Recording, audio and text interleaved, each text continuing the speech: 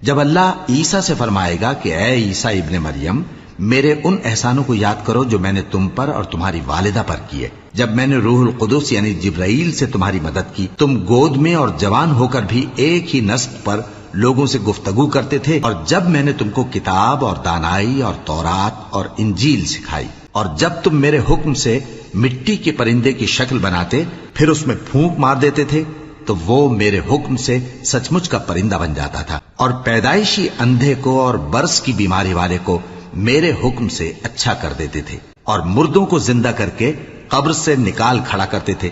और जब मैंने बनी इसराइल के हाथों को तुमसे रोक दिया, जब तुम उनके पास खुले हुए निशान लेकर आए, तो जो उनमें से काफिर थे कहने लगे कि ये तो खुला जादू है। और जब मैंने हवारियों की तरफ हुक्म भेजा कि मुझ पर और मेरे पैगंबर पर ईमान लाओ, वो कहने लगे कि परवरदिगार, हम ईमान लाए, तू शाहिद रहियो कि हम फर्माबरदार हैं।